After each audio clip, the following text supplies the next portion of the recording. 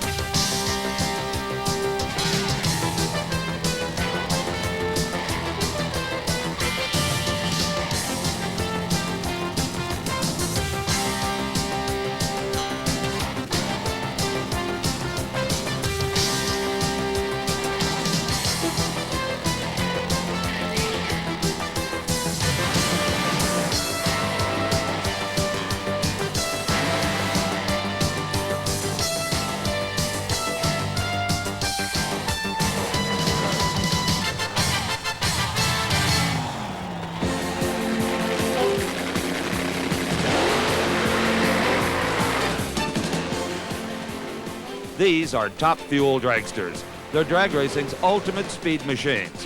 The basic concept of run what you brung carried to its technological, innovative extreme. The AA Dragster story can be summarized by necessity is the mother of invention. The need to go quicker and quicker, faster and faster.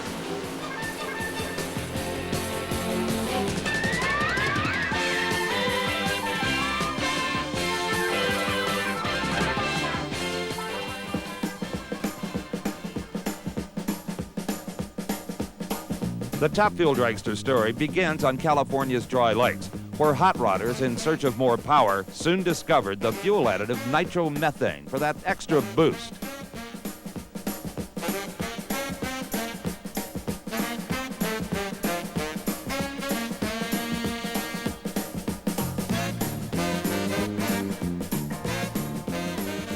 The next step was the development of the dragster itself.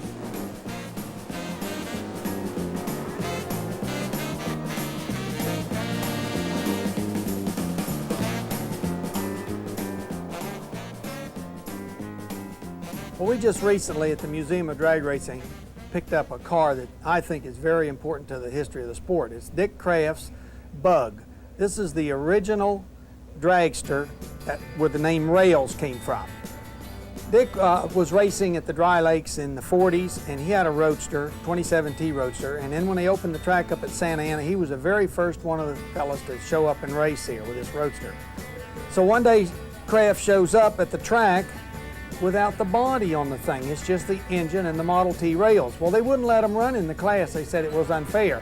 But they did let him make a time run. And of course, the car went quicker and faster than the rest of the roadsters. So the following week, 4 or 5 of the other cars showed up without the bodies. And this is the beginning of the rails. They made a rail class. Now, pictures of this car began to show up in the magazines around the country. And I saw one of them, and I had a 27T roadster, so I immediately pulled the body off of mine, and that was my first dragster. Now, this is about 1953.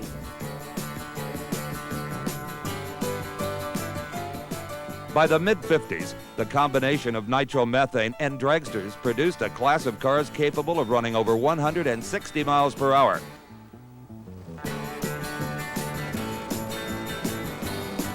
The promise of even greater speeds was an attractive lure to racers across the country.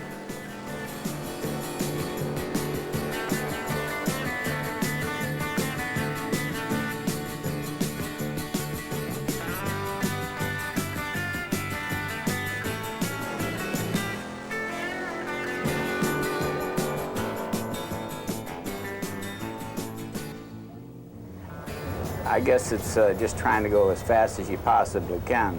First thing, we went into a gas dragster, and that wasn't fast enough, so we ended up going into fuel, which we heard about.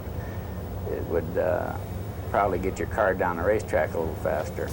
At first, when we started out with fuel, we started out with 75%, which you could buy that. And then as we found out what to do with that, we ended up going to 100%. And through time and playing around, we found out we could burn anywhere from 80 to 100% pretty easy, which with the right compression and things and learning what to do with it got us down the racetrack.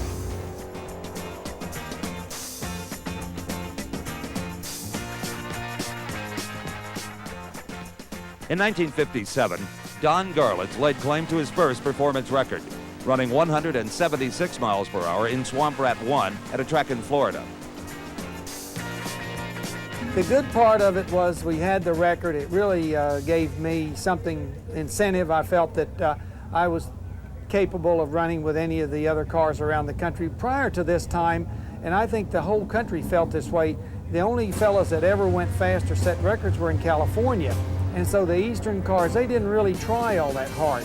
They just felt that they would never have the good parts and they could never come up to the performance of the Californians. So when my car set this record, this was a big influence on people like Seto Postolian, the Tucson Speed Sport, lots of cars back east, Luke Angelosi. They all gave it a good shot.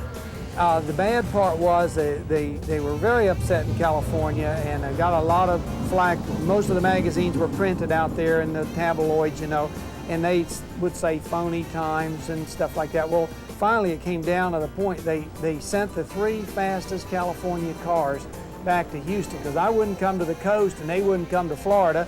So we met on neutral ground at Houston, Texas, and it was a really good race. I won the race, very close racing though, and this is what really started the touring of the dragsters because a lot of people came out to see that race, and so they knew that if they hired good cars, they paid everybody to show up, they could get crowds.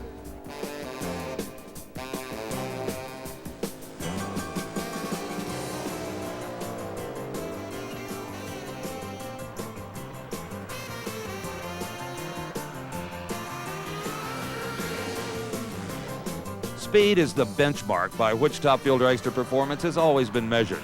By 1960, drivers were approaching 200 miles per hour, led by Chris Karamazini's the Golden Greek. We're making changes rapidly as far as tires and different compressions. So every time we'd go out every week, we'd try a different combination, and we finally hit on a good combination, which we start running 200, and no one believed it, but everywhere we went, we start running 219, 200 from Florida to California. So after we did it for 1 year, everyone started believing that we could go over 200.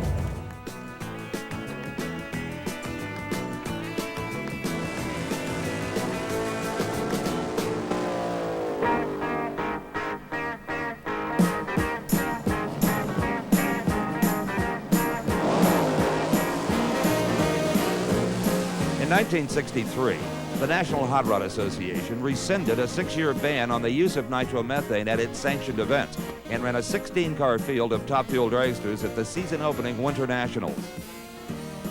Despite NHRA's concern for safety with the use of nitromethane, between 1957 and 1963, the popularity of Top Fuel competition had drivers looking elsewhere for racing venues.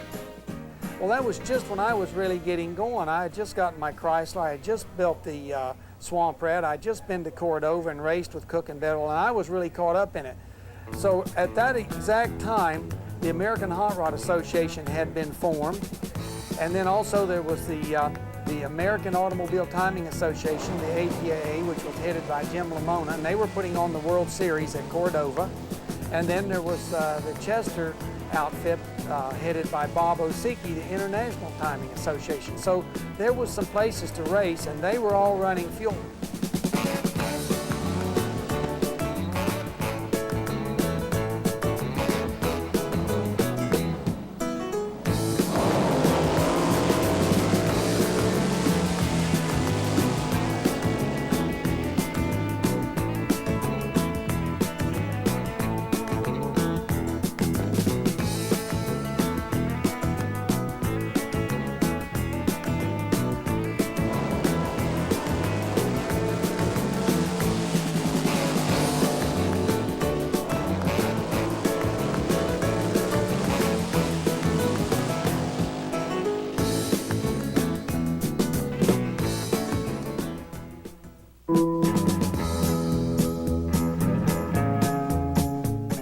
One of the most important events to start during the NHRA fuel ban was the U.S. Fuel and Gas Championship, better known as the Bakersfield March Meet.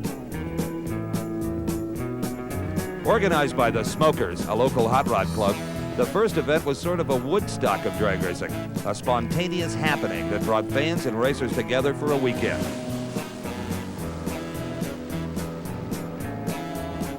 During the early 60s, the March Meet grew in stature to become one of the events of the year.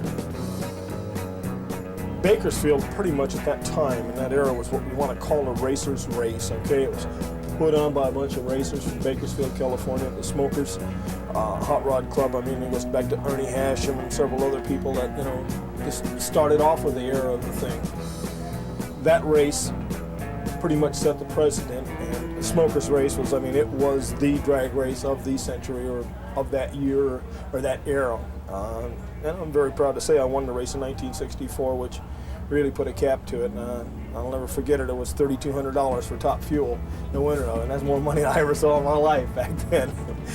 I stopped having to sleep in the back of the car in the station wagon going down the road. Well, after the race at Houston in 1958, when I beat the cars that had come back there to race me, they decided that what they needed to do was get me to come out to the West Coast, because what had happened, these cars went back west, and they said, you know, they had tremendous crowds out there for this thing. We need to get Don Garlett's to the West Coast, and we'll have a big crowd out there. So the Smokers Car Club up in Bakersfield, California, put together a race, and they named it the U.S. Fuel and Gas Championships.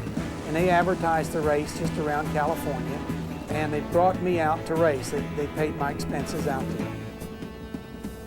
When I got to Bakersfield, the first thing I encountered was Gary Cagle there at one of the little pancake houses.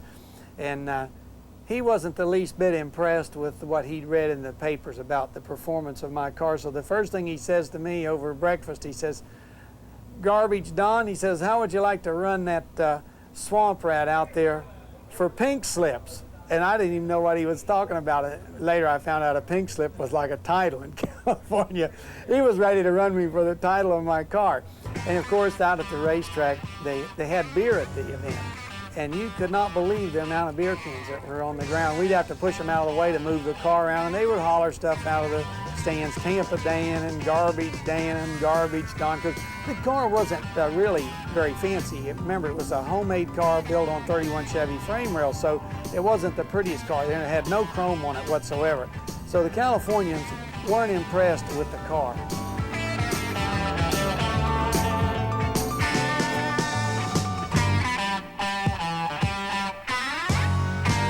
While many considered the March Meet the event of the year, the NHRA national races were gaining in status to top fuel drivers.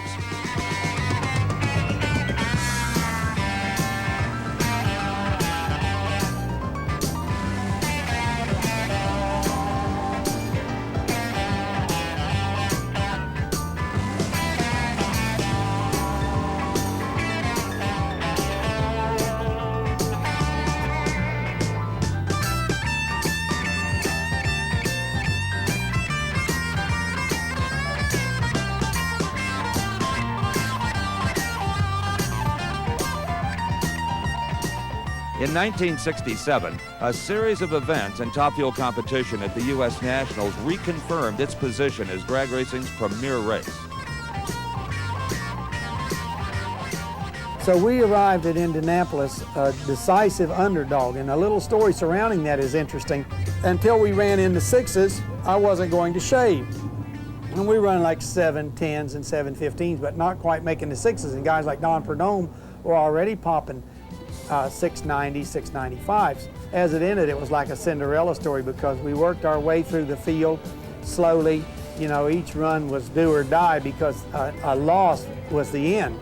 And we finally got down to the final against James Warren, and we did. We ran a 6.77, which was the 100th off the absolute record, and ran 222 and won the race. And of course, then I shaved my beard on the starting line. It was one of the most popular victories in the Nationals history because the people literally tore the Christmas tree apart and took it home for souvenirs like goalposts at a football game. And the NHRA was all down at the end of the track waiting at the victory circle for the presentation, and there was no Big Daddy. I was up on the starting line shaving my beard.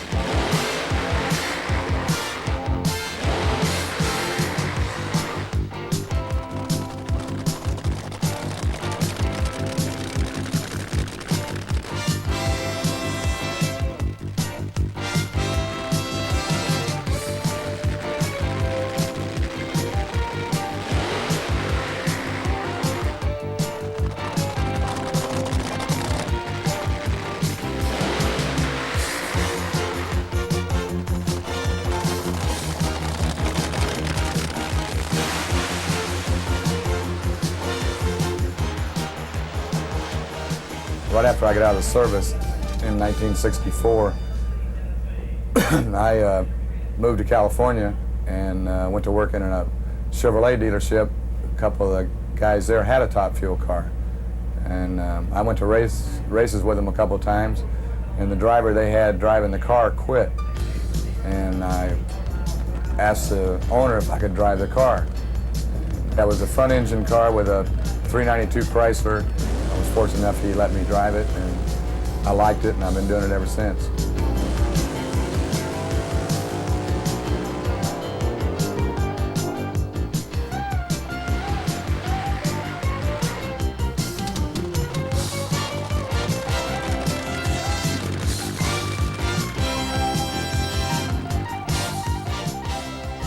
First time I drove a rear engine car, I was quite uncomfortable in it. It was considerably different than you were sitting right out in front, and the vision was there, and it just, I don't know, I couldn't describe it. In fact, didn't have real good luck with the first time with it. The car didn't handle very well, and I was ready to go back to a front motored car.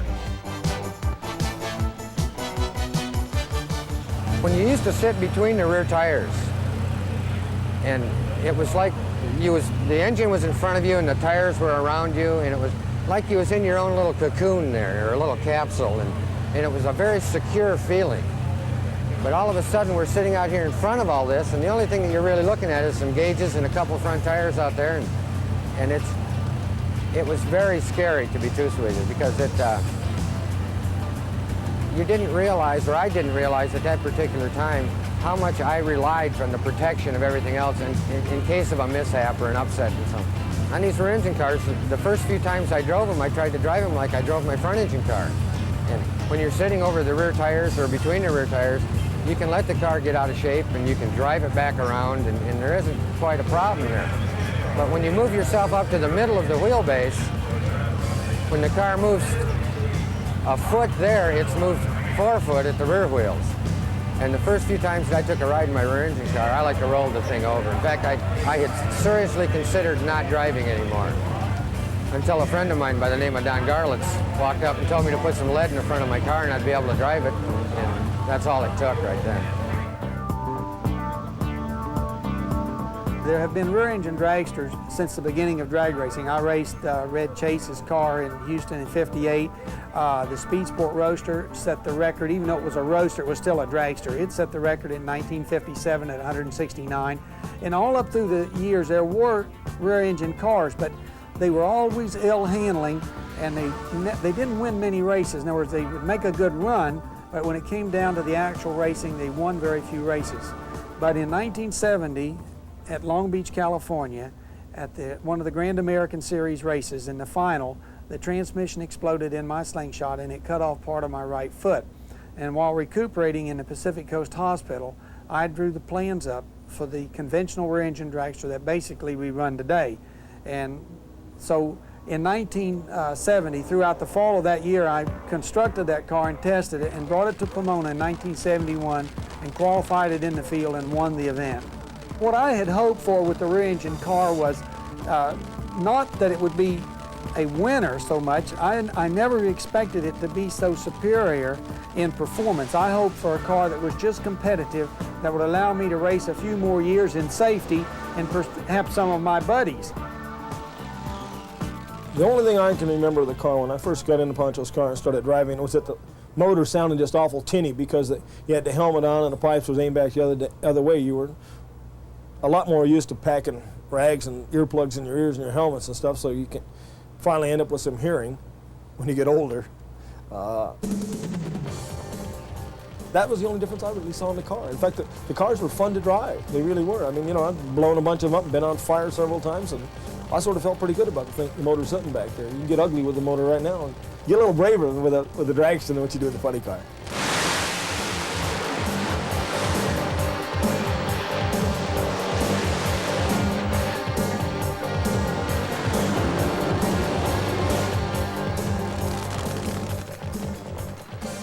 But I was really totally surprised when we finally had the thing running about 2 months, and the times that it produced were far superior to anything the slingshot could do. It opened up a whole new era for top fuel racing.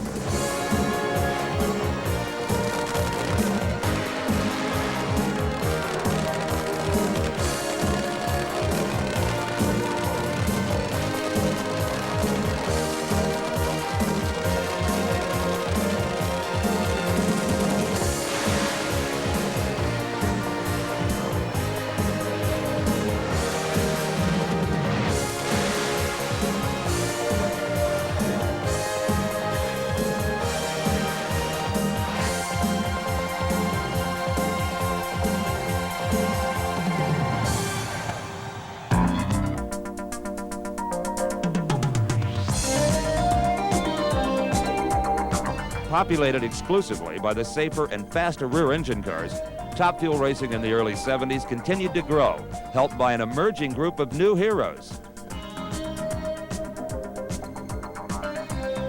I had been sportsman racing for about 10 years in Division 6 up in the Northwest, and a lot of people didn't realize that I had actually won Super Eliminator and Comp Eliminator, I think 3 different years in that in division championships. And in 1970, became partners with Ken McLean, Bob Lawrence, and started racing Top Fuel cars. Ken McLean driving. We raced it in 71, and in 72 he bought a rear-engine car and started racing it. Ken was still driving. The car wasn't going that well, and we were having a lot of trouble, and Ken decided not to drive anymore, and Bob Lawrence and I, we needed a driver. And I had driving experience, but not in Top Fuel cars, so I decided that I'd drive the car for a couple of weeks and see how things went. Next race, U.S. Nationals. We went there and qualified fairly well, and got a good break in the race, and went on to race Jerry Ruth in the final and got by him. And so that's how it all started. And a lot of people think it was instant success as far as Gary Beck was concerned, but not really. It was more like a 15-year overnight success. In 1973, Gary Beck again won the U.S. Nationals. For 1974, he set his sights on a higher goal. We were getting real serious with our racing team out of Edmonton, Alberta. Ray Peets was then involved in the car, and Bob Lawrence and I still trying to campaign these things on a national tour, and we took on the challenge of a world championship. And at that time it was division races together with national events, and we were able to start the year off right with a winning the first race in Pomona, the Winter Nationals, Pomona, California, and we're able to win 4 national events along with regional races, which compiled a nice point total, and we got the World Championship trophy. So we were on our way as far as our racing career goes by that time.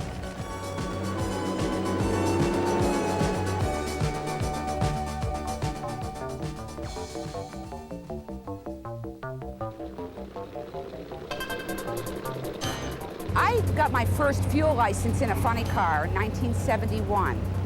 And in 1973, and I campaigned funny cars 3 solid years, not so much on the national circuit because I couldn't afford it. I did the match race circuit and was able to make it pay. In 1973, I upgraded my license. The license switch Don Garlett signed for, Tommy Ivo and Connie Coletta. I upgraded it to top fuel because that was my original plan of attack. That's the class I wanted to drive. Because they are the quickest and fastest race cars in the world. And I like the challenge driving that kind of an automobile, and they are truly the kings of the sport. I didn't have too many problems in the beginning when I first got the top fuel license because I didn't really do anything. I ran some good numbers, but on the match race circuit, people don't usually remember it. So I kind of had to weed my way through the pack. They took me serious in 1975 when I was a lot of luck went into it, but we still worked hard that day. I got to the final of the U.S. Nationals in Indianapolis, and I was against, Big Daddy Don Garlitz, and that was incredible in 1975. It was kind of like a woman trying to play pro football and almost making it. So I think they really took me serious around 1975.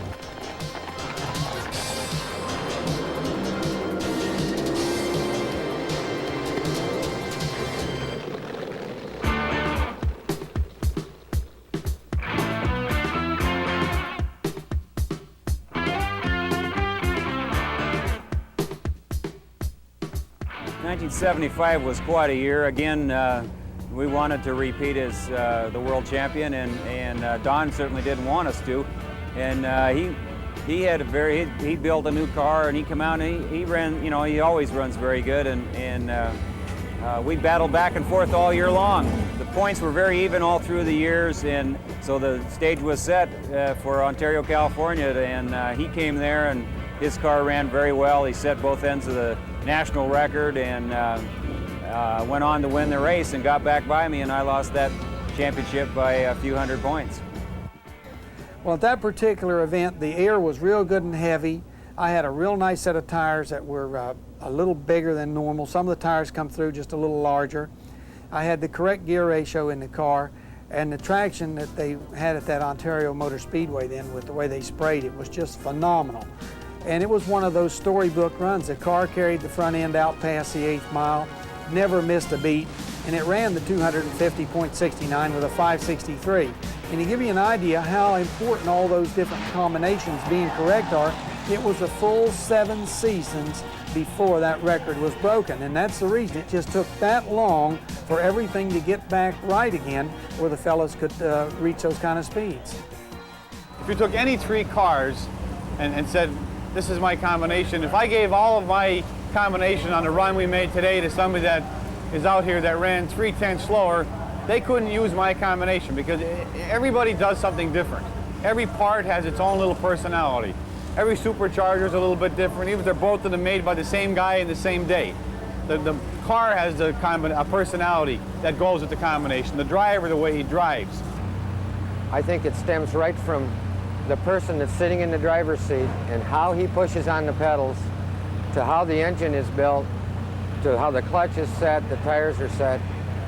And we personally actually build the whole car and the combination around how I drive. If you get the right fuel-air ratio going in that engine, it'll run at any altitude, at any track. That's basically the combination is your fuel system. It's all these ingredients that's put together. Like, I changed the car yesterday, and I mean, we just changed small jet in it, and it didn't like it in the area that it was. There wasn't enough volume of fuel to take care of the motor. And in doing so, it hurt a piston real bad, and then it caused the rod to come out, and the rod caused the supercharger to come off, and the supercharger coming off broke a fuel line and put me on fire. So, I mean, there's a combination that you don't want to have.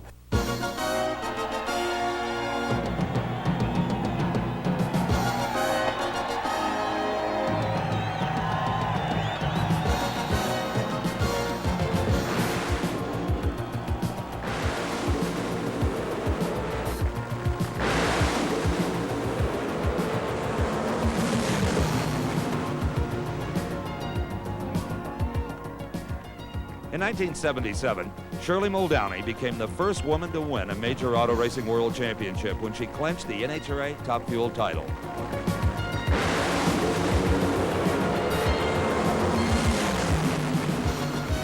I was delighted when I won it in '77, but the ultimate was 1980. That was the one that left an impression on me. We went into 1980 with 2 sponsors on the car. Goodyear Tire and Rubber and Valvoline Oil. And I mean, we were hanging by our teeth, but we won the opener. We beat Connie Coletta. And we went into the final race of the year, a race called the World Finals. We were one of 4 cars that could win the World Championship. It had never ended that close at all. It always had been decided by ending. We waded through the pack, and we won the World Championship along with the race, so that added another $20,000 to the purse, and it was the ultimate day.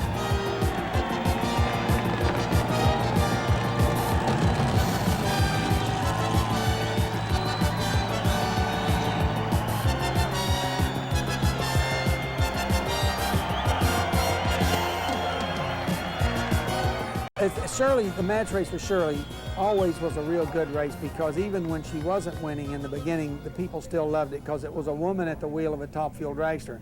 And of course, she won the World Championships in 1977, and they said, well, you know, maybe it was a fluke. But when she came back in 1980 and won again, it did establish Shirley as being a premier star in top fuel racing. Of course, shortly thereafter, you know, they did the movie Heart Like a Wheel, and she got a tremendous amount of publicity out of all of that. So that brought the match race to a pinnacle for us. Well, I think the rivalries that were developed through the match races, it just came up through the years, and none of it would work good for a long time because the people would get tired of it. In other words, you can only do so much at a given strip so many times.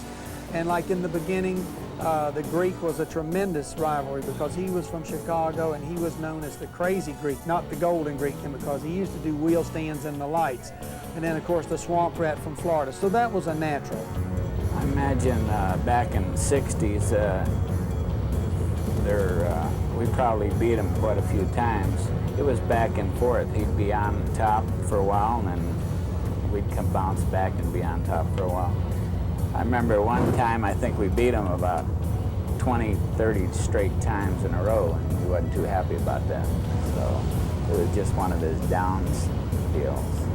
Well, at first, we were just barely making it, and as time went on, the more races we got, we found out that we could actually live off the race car pretty reasonable, you know.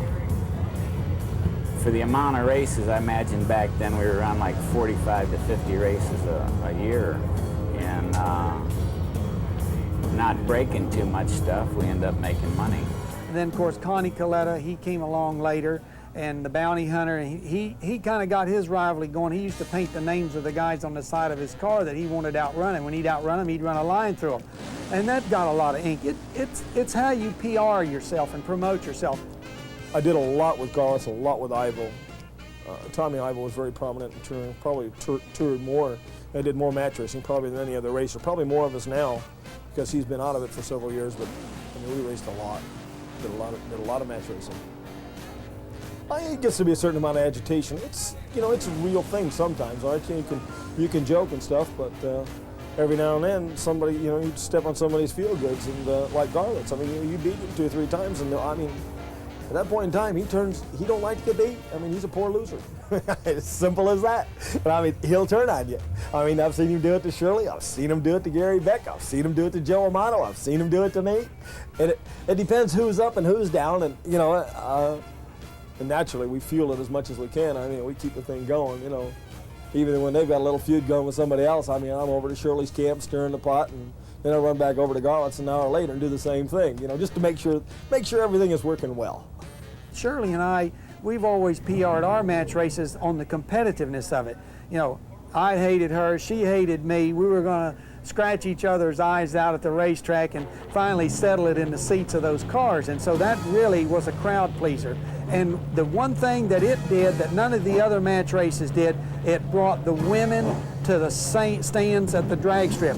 Prior to that, the men had to just drag their girlfriends out there. You know, let's go out there and watch Ivo and Garlett's run. But now the girls wanted to go. They were saying, let's go see Shirley beat Big Daddy. And the guys would say, they're not going to beat Big Daddy. Shirley can't beat them. And guys would tell me that they would have to wash the dishes for a month sometimes after Shirley would put me away. They'd come down to the pits and say, don't you let her beat you, Big. I've got a big bet on with my wife or my girlfriend. And so it was a very exciting period for drag racing.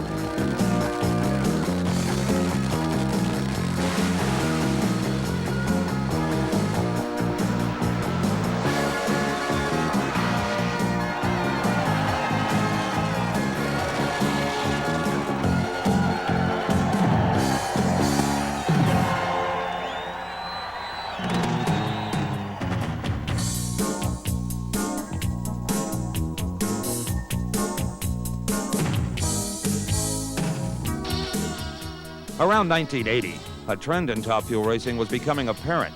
The dragsters were losing fan and sponsor support to the newest stars of the quarter mile, funny cars.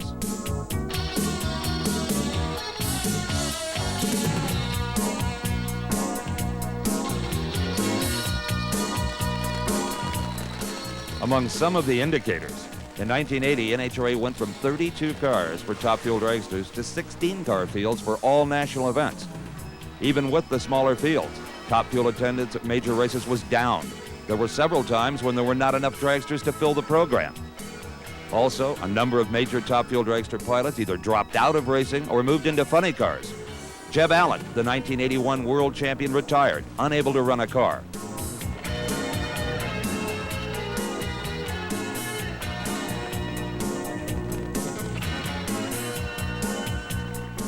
Candies and Hughes, whose car, driven by Richard Tharp in 1976, won the World Championship, parked their Top Fuel dragster in 1983 and moved into funny cars.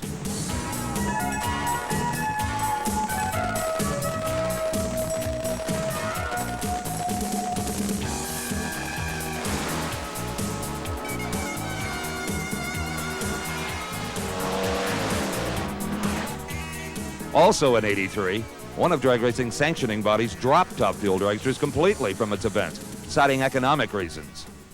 Despite forecasts of doom and gloom for Top Fuel, there were some bright moments.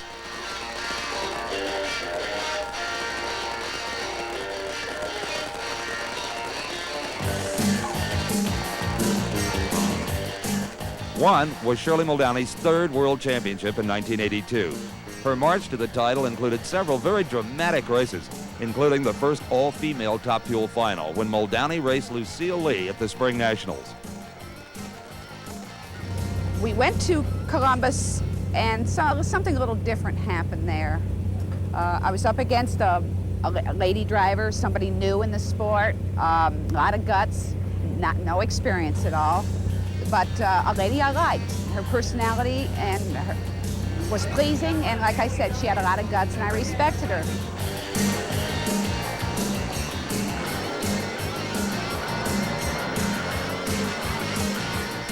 Shirley beat Lee, setting low elapsed time of the race. That set the stage for the U.S. Nationals. We went on to Indianapolis. We thumped the ground there, and it was exciting to run that quick and that fast, that consistent.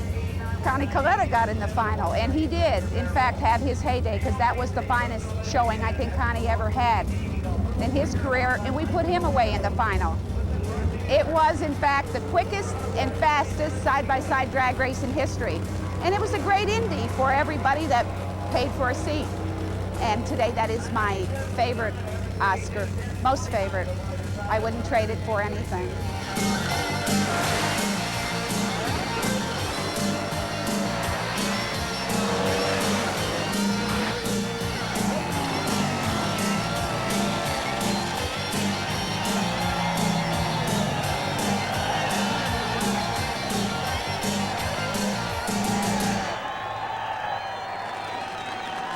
In 1983, Gary Beck provided a few bright spots for Top Fuel.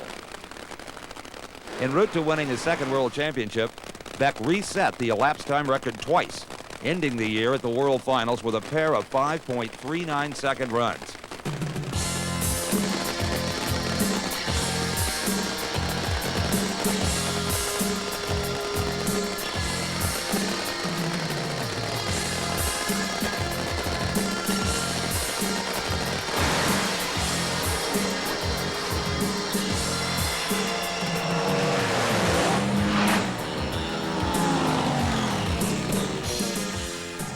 '84 was perhaps the low point for Top Fuel. At the Spring Nationals, only 15 cars showed up to qualify for a 16-car field. At the Summer Nationals, only 12 cars showed to run for the 16 spots.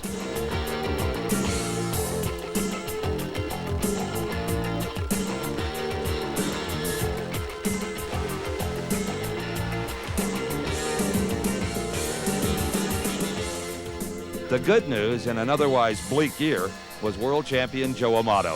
At the 1984 Gator Nationals, aided by a new rear wing design, he became the first person to go 260 miles per hour. When we ran Alcohol Dragster, we built a wing on an alcohol car that was not as tall, but it was laid back way behind the car. And that was a copycat idea from some of the Indy type cars or the other road racing cars in this country, that if you just follow what's going on in the world and look at the people that are spending, you know, thousands of dollars on wind tunnels, you can learn a lot by what they're doing. And we put it on an alcohol car, and what happened is we mounted it the same way, we mounted it with the same size tubing, and we actually bent it off the car. So we knew we were on the right track at the time, but we never went back to do it right at that point. But we put that back in your computer chip, you know, and you log it in. You know, 5 years later, you say, you know, Timmy said, well, over the winter, let's do this deal with this wing. We want to try it. So we showed up at Gainesville with this wing sticking up over the top of our trailer. Everybody looked at us like we were, you know, off the wall or something. They were all laughing and everything, you know, but we went out, you know, the first run on it, I thought I was Joe Amato, the test pilot. Because, you know, you've got something that's new and innovative, you know, you've got to go out there and strap your body into this car and shoot it off one time. And, you know, you got to drive the guided missile down through there 250 plus mile an hour and hope that everything works right.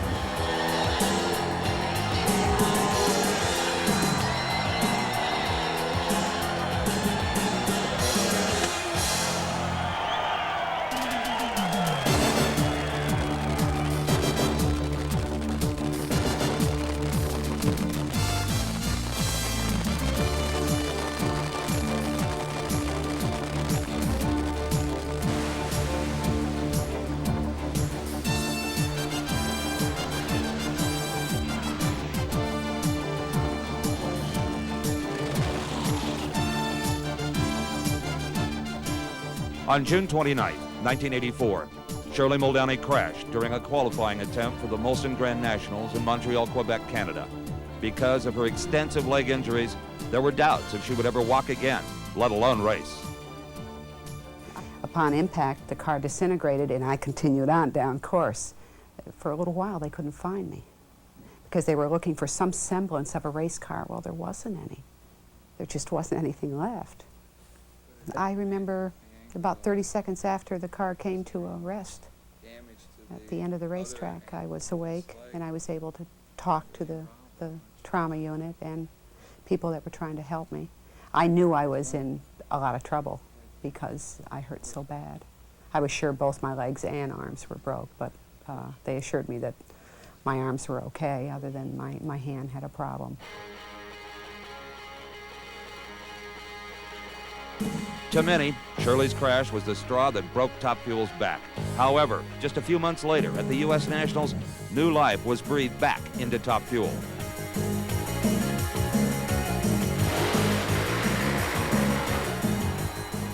Part of it was due to the triumphant performance of Big Daddy Don Garlits coming out of retirement to claim his 6th U.S. Nationals title in a 4-year-old race car.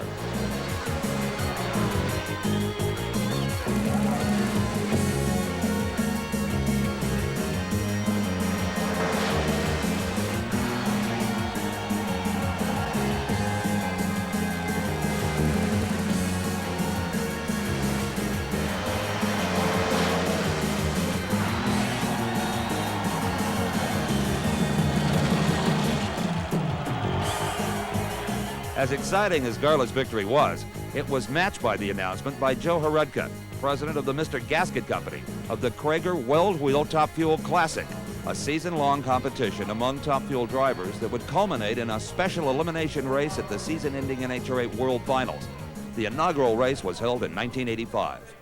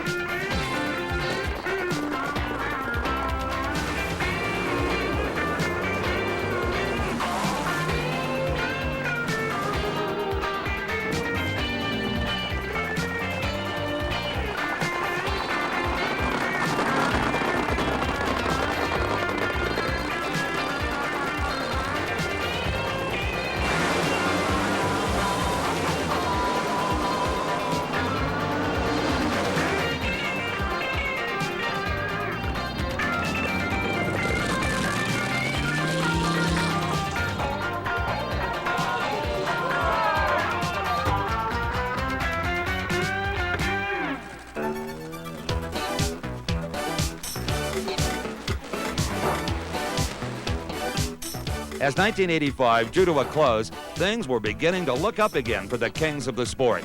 Garlits had won his 2nd World Championship and seemed single-handedly to be renewing interest in Top Fuel. Plus, some new faces were starting to attract national attention.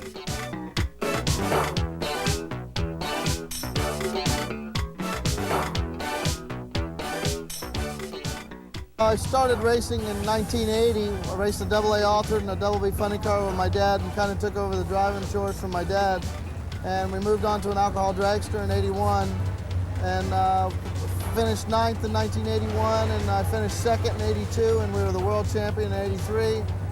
And in 84 in the alcohol dragster class, I was number 2 and we kind of felt like we conquered all the goals we could conquer and that's why we moved on to Top Fuel in 1984. Every single run we make, we learn a lot. And, you know, the guys that are out there beating us, I don't think they're any smarter than us. I just think they've already tried the things we've tried. And that's basically what it amounts to is, you know, the experience builds up and we're just trying to gain some experience right now. Darrell Gwynn's first Top Fuel victory came at the 1986 NHRA Winter Nationals. It's very easy to win. I proved that. It's just, I mean, it is, when you're winning, it's very, very simple to win. But like when you're losing, I mean, you cannot find nothing that'll help you. I mean, it was a perfect weekend from the time we rolled in the gate.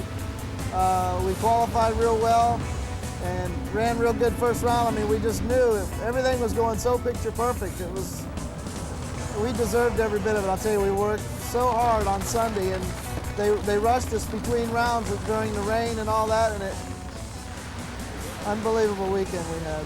After I went through the finish line, I says, well, now here's my chance to get on that mic and rattle about all these things I've been thinking about and wanting to say, and I got to that mic and I couldn't even talk. I had it all planned out and still couldn't talk, so it was that exciting to where I couldn't even hardly talk because, you know, I knew someday my first win was going to come, but I didn't realize so soon. After retiring from football in 1984, in August really, in '84, I decided to go drag racing. So I started putting our program together and was able to buy the Dago Red operation from Frank Taylor, who has been very lenient with us and helped us through this 1 year of racing through 1985 and the first part of 1986. You're talking about winning, the difference between winning and losing. I thought the difference between winning and losing in football was very, very minute. You're talking about milliseconds here that can make you a winner or make you a loser. It's a definite profession. We work too hard at it to be a hobby. See this? You see this knee? You see this mud? That's a pretty boy that just likes to hang out here, and we drive up in limousines, and we don't do any work. We just get in the car, drive it, and my suit never gets dirty. No, I like very much working on the car. It's fun for me.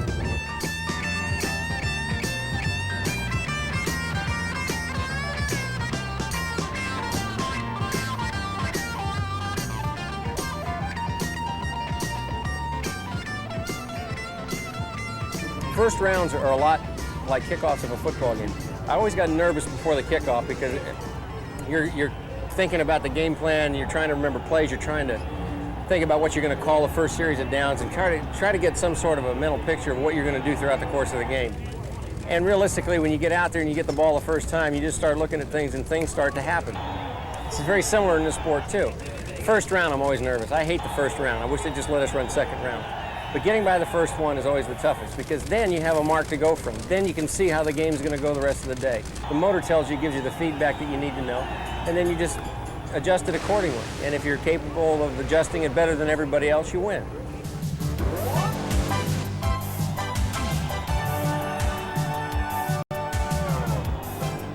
At the 1986 NHRA Southern Nationals, Dan Pastorini made the necessary adjustments and won his first national event Oscar. I've experienced a lot of things in my life, but there's nothing greater than winning that first national event. I was pretty excited. I jumped around. Here's a guy that played 13 years in the NFL, and I couldn't get my helmet off. Steve Evans comes over and he sticks a microphone in my face, and I'm choked up. I can't talk. I mean, I was literally crying on the inside. I was so happy and proud of our group in making the whole program work. If Shirley's crash in 1984 seemed disastrous to the future of Top Fuel racing, her miraculous return to competition at the 1986 NHRA Winter Nationals signaled a true resurgence for the dragsters. I wanted to go back racing for a lot of reasons. And I knew that I wouldn't walk very well, but I don't have to walk the quarter mile. All I have to do is give it some shoe, and I never lost that knack. The desire was always there, and it's even more so now. I'm having a lot of fun driving the car. I thank God, and I thank my fans, my friends, everyone that was involved with me making it back, because, yes, of course I hurt later in the day, but when I get in the car and I hear all 8 cylinders, somehow, all of a sudden, it doesn't hurt at all.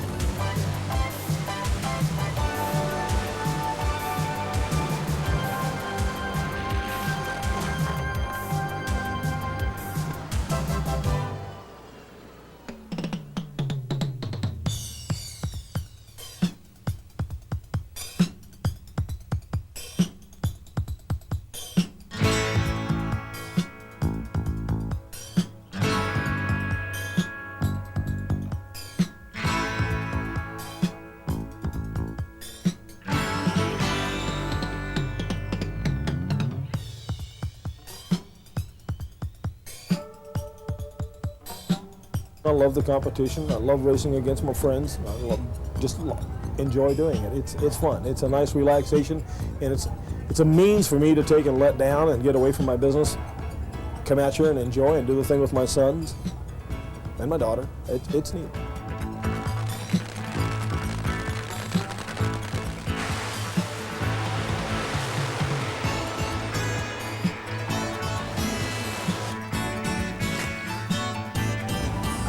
When we won the championship, I said to myself, well, you know, it's easy to get yourself in a rut and get overconfident. You know, you show up, just like when you win a race. You show up the next race, you say, well, I won last week, why can't I do it? Same guys, I can beat them again. Wrong. And when you're on, it's as easy as pie. That car will do it so easy. It's almost embarrassing. And then when you're not on, it's incredible how you can get the bear on your back and never get him off.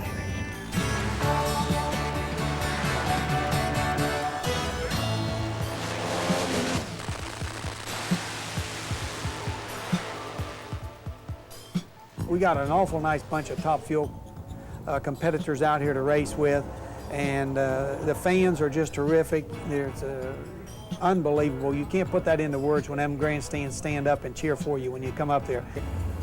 It's been good to me, and I've enjoyed it. There's a lot of great people out here, and the competition is demanding on us, but it's a lot of fun with a whole lot of work.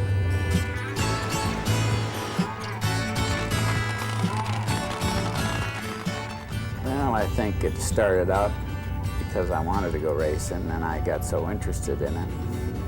My friends throughout the country have kept me going, and the enjoyment of having people cheer you on, and it's a good sport, and I've enjoyed it.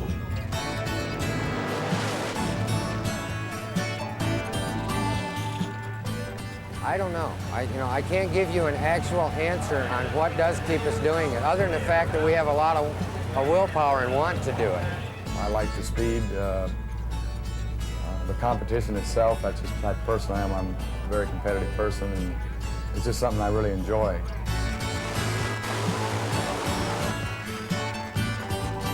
I'm having fun for not the first time in my drag racing career, but it's not so desperate like it used to be.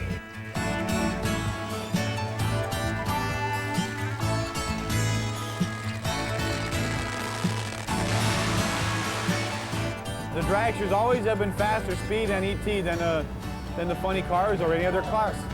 So they've just been king of the sport for that reason.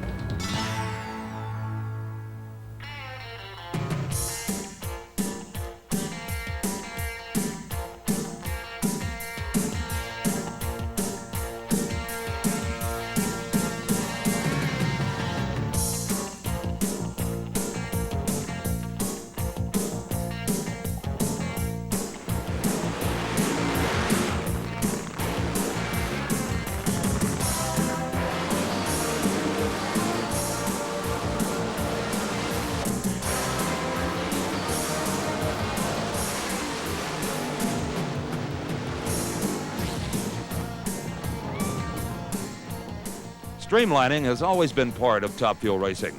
Early attempts at cheating the win ranged from enclosed canopies to encasing the car in sleek bodywork.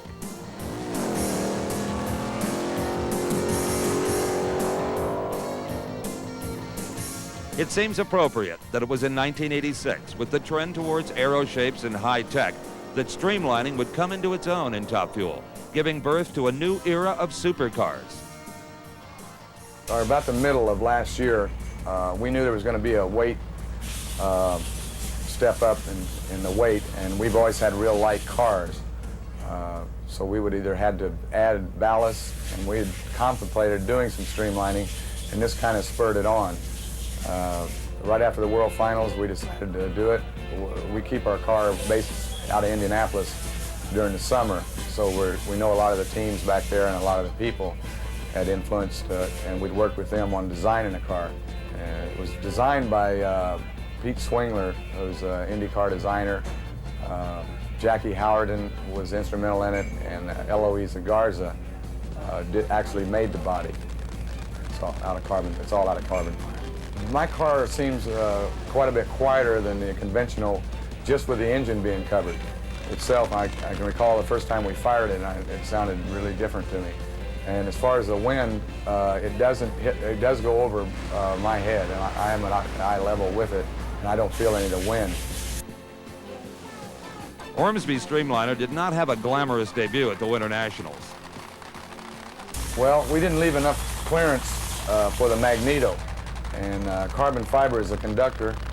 And when we stepped on the throttle, the engine raised just enough to ground the mag out, and it destroyed the supercharger and our body. It wasn't what we were hoping for. It was a little miscalculation on the clearance between the magneto and the body. we're starting to get our power now. And the car actually, when it's hooked up, I really believe that the streamlining helps it. It keeps it glued into the track. I don't know, I'd say you can see some 520s and approach some 280 within the next year. The very first thoughts of streamlining came from Indianapolis in 1984 when Art Malone, my partner, was down on the top end watching the cars come through. And he noticed after a rice ash cleanup, the funny cars would only move the ash about a foot in front of the cars, and yet the top fuel dragsters were all kicking the ash up at least 15 feet in front of the cars when they were running like 250 miles an hour. So we knew there was a tremendous wall of wind down there that the open wheels were generating on the top fuel dragster. So I began right then to develop some way to cover the front wheels. And as I worked on that program, I realized that the big front wheel was going to be very difficult to cover, and that's where we got the idea to build smaller wheels and make a much cleaner front end. So that's when we developed the 13-inch wheel.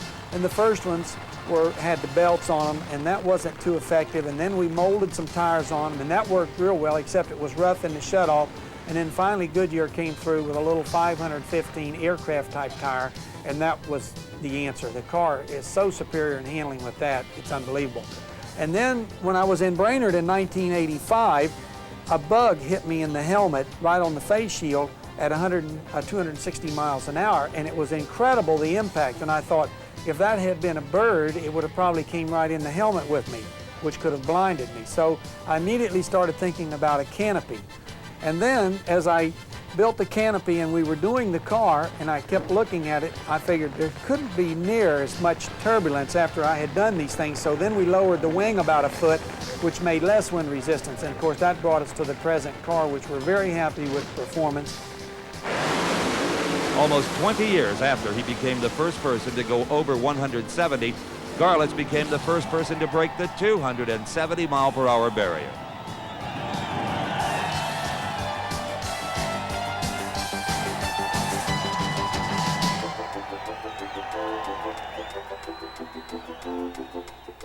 And to take it into the future a little bit, we're doing some wind tunnel work now on a quarter-scale model to try to develop some coverings for the rear engine area and the tires, and that will be stage 2, and hopefully that would take us into the 280-mile-an-hour range.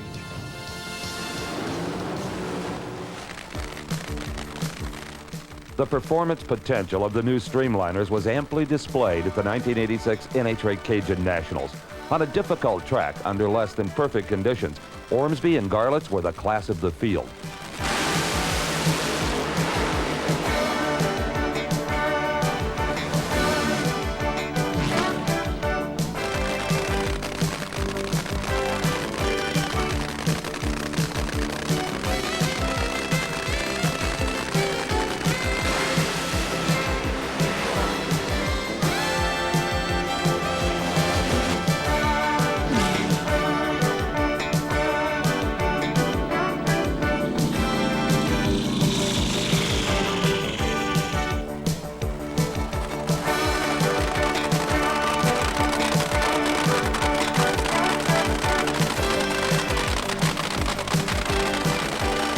Their final round race marked the first all-streamliner top fuel finale. Truly a historic moment for these new supercars.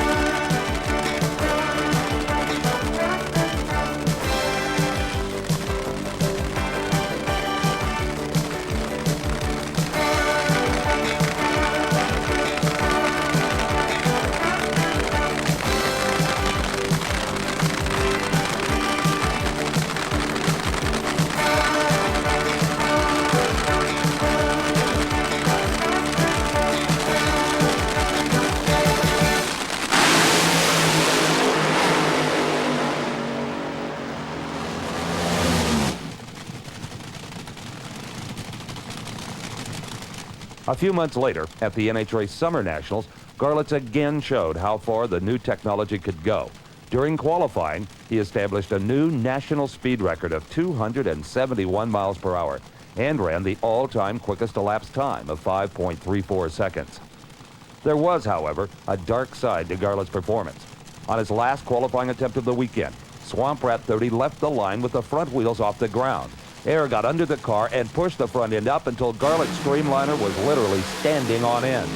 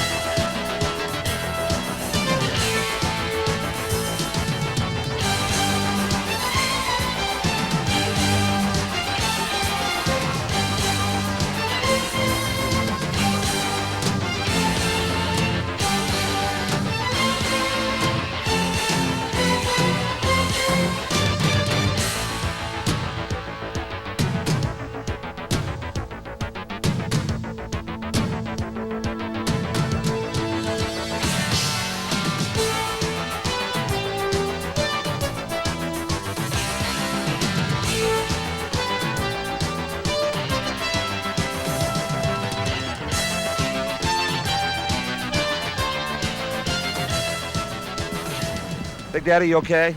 I'm just fine. You've been... My feelings is hurt is all. And the world's quickest and fastest dragster took a bad hit too. Yeah, it turned over backwards. You've had some harrowing experiences, but that was an unusual one. It was very unusual. It, you know, it just, I knew it was gone. It got so high and then it wouldn't come back. You know, I backed out of it early, but it didn't make any difference. It was accelerating too hard, and even though the throttle was off and everything, it didn't make any difference. It caught wind underneath it. Any chance of repairing this car? No, his car can't race at this event. I'm not that crazy.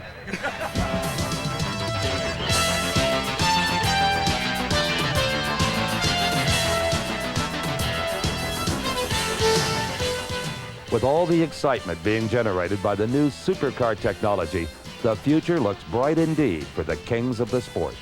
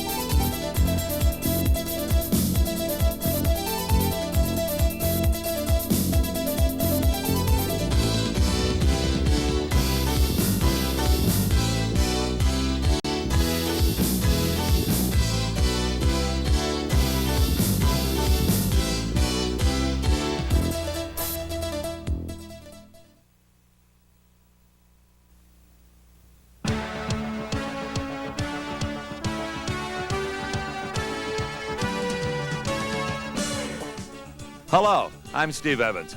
With the world's largest library of motorsports events and specials, Diamond P Video is your source for great racing action to be enjoyed at home on video cassette. From award-winning coverage of a wide variety of motorsports to a growing collection of made-for-home videos, we've got the programs you want to see.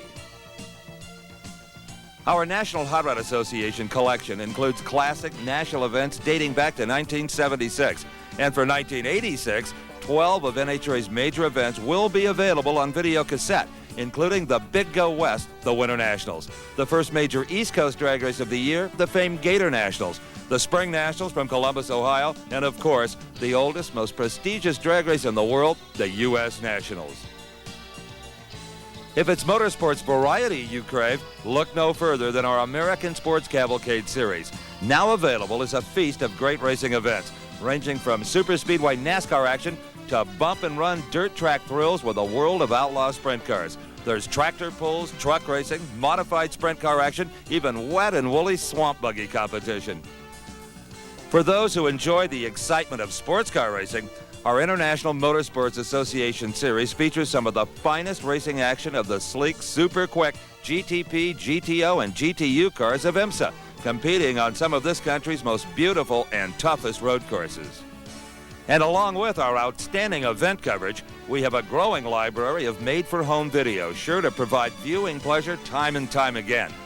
Included is the ground-pounding thrills and spills of the classic Decade of Thrills, 90 minutes of NHRA's greatest hits spanning 1970 through 1983, hosted by legendary Don the Snake Prudhomme and me, Steve Evans. For nonstop action, there's nothing like Decade of Thrills. Big Daddy Don Garlits is a legend in drag racing. And Garlits, the video biography, takes you on a 70-minute trip through Big Daddy's life, highlighted by rare film footage of Garlits' early racing days and a tour of his Museum of Drag Racing in Ocala, Florida. From his street racing days through his triumphant return to NHRA competition at the 1984 U.S. Nationals, there has never been a champion like Don Garlits. It's easy to forget when looking at NHRA drag racing in the 80s that there was a time when there was no such thing as drag racing. Gathering Speed, the early years of drag racing, traces the birth, growth, and development of the fastest accelerating sport on wheels. This 110-minute special traces the sport from its early start on California's dry lakes through the boom years of the 60s that saw the spreading of national events across the country. Without a doubt, the most complete, most comprehensive look at the origins of drag racing. And, available in April 1986, the newest, most explosive special yet, Fabulous Floppers. An in-depth look at the world of funny cars, starting as an experimental class in the early 60s, supported by the major auto manufacturers. Funny cars have grown and evolved into the most exciting machines to rip down a quarter-mile strip. We're Diamond P Video, the leader in automotive video, and your source for all your motorsports viewing. For more information on these and many more programs, call us today.